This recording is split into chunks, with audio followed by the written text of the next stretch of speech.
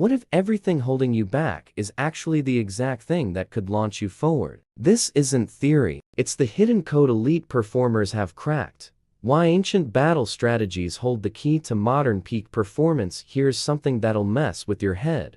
The most decisive victories in history weren't won through superior force. They were won through superior paradox, through moves so counterintuitive that enemies literally couldn't process what was happening. Picture this scenario from thousands of years ago. A commander's fortress is completely surrounded. Every military textbook says he's got two choices: fight to the death or surrender. But this guy opens the gates wide. No soldiers on the walls, no defensive positions, just empty space and silence. The attacking army, convinced this has to be an elaborate trap, backs off. They interpreted complete vulnerability as absolute confidence. And you know what? They were right to be suspicious, but wrong about why. There was no trap, just a deep understanding of human psychology. This is what we call the empty fortress strategy. It works because it shatters expected patterns. Our brains are hardwired to detect threats through obvious signals. When those signals vanish entirely,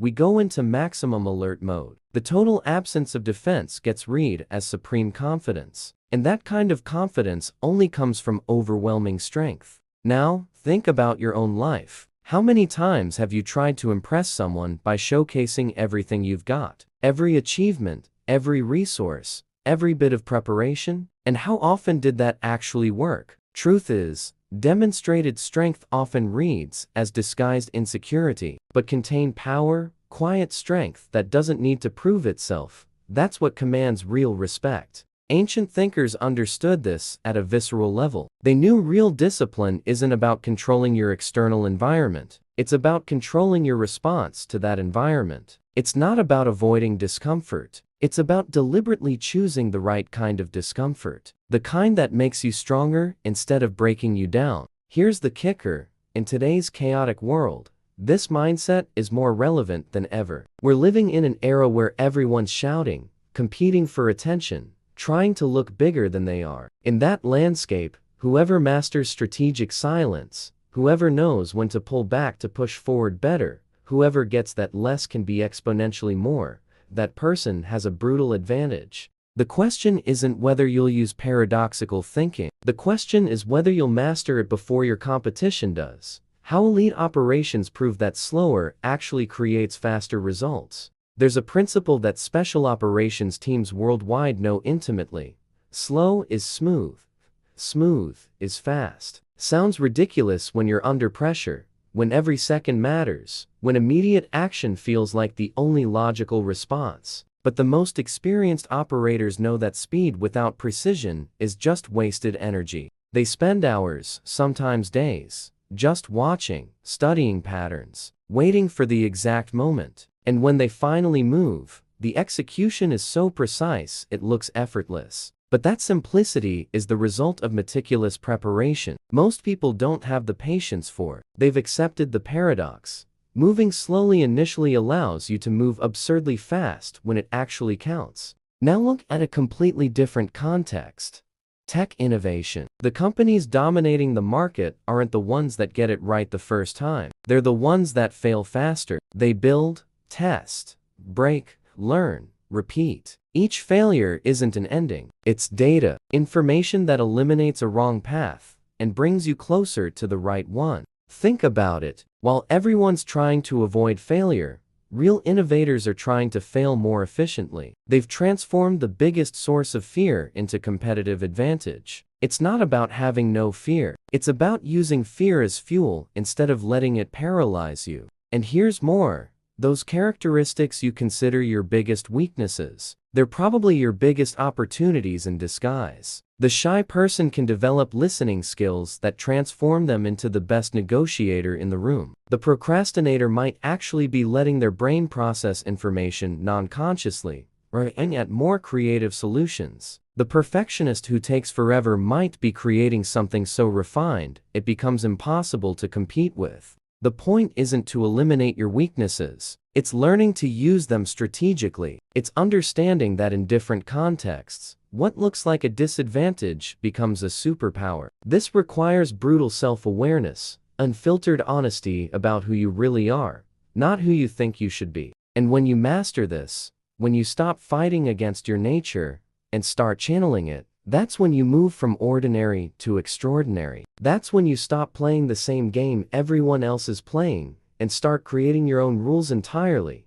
What if your brain is actually blocking your own success? Here comes the part most people don't want to hear, but you need to understand. If you're serious about high performance, your brain is actively working against you, not out of malice, simply because it was designed to keep you alive, not make you exceptional. The prefrontal cortex, this part of your brain responsible for logical thinking and planning, has a sick obsession with linear patterns. It wants it to lead to B to lead to C. It craves predictability, clarity, straight paths. When you present it with a paradox, when you say it can lead to both B and the opposite of B simultaneously, it literally goes into crisis mode. This neural resistance is real and measurable. Research shows that when we're confronted with contradictory information, our brain activates the same areas associated with physical threats. That's why you feel that visceral discomfort when someone presents an idea that challenges your core beliefs. It's not just intellectual disagreement, it's your brain interpreting this as danger. But here's the secret.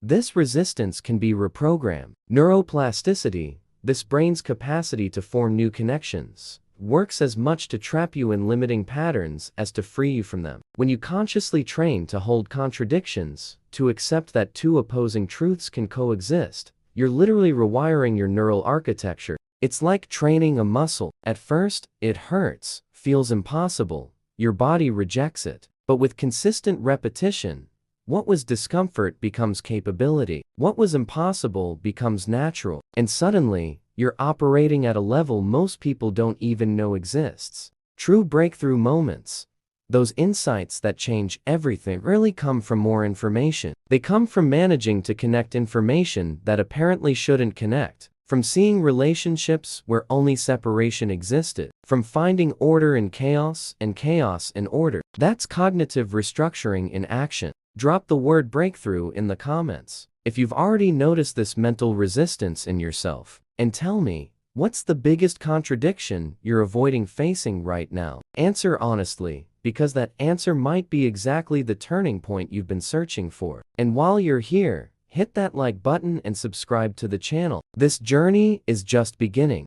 How the most successful people do exactly what no one expects. Have you ever noticed how the greatest strategists in history always did the opposite of the obvious? While everyone runs, they stop. While everyone attacks, they retreat. And while you're following the rules of the game, they're rewriting the entire playbook. There's a phenomenon few understand, but all elite performers master: paradoxical thinking. I'm not talking about mental games or empty motivational phrases. I'm talking about a completely different way of processing reality. A method to transform what seems to be your greatest disadvantage into your most lethal weapon. Think with me. Why would a general win a battle by showing his fortress is empty? Why would a negotiator win a negotiation by admitting their weakest position? Why would a high-performance athlete train less instead of more? Because they understand something most ignore. Reality isn't linear. The most direct path is rarely the most effective. True high performance doesn't come from following ready-made formulas. It comes from embracing contradictions that the average mind automatically rejects. When you accept that stillness can generate speed, that vulnerability can create strength, that silence can be more powerful than 1,000 words, you're entering a completely new territory of possibilities. The problem is, our brain was programmed to reject paradoxes. It wants simple answers, clear paths, obvious solutions. But humanity's greatest advances never came from the obvious. They came from people who could hold two opposing truths in their minds simultaneously and still keep functioning. That's rare, that's powerful, and that can be trained. In the next few minutes, I'm going to show you exactly how this quantum leap in thinking works, how it's been used throughout history in contexts you'd never imagine, and mainly, how you can start applying this in your life right now, today, without needing more resources or more time. Because here's the truth, you already have everything you need. You're just looking through the wrong lens. And once you adjust that lens, everything changes. The roadblocks you see now will become stepping stones. The weaknesses you hide will become weapons.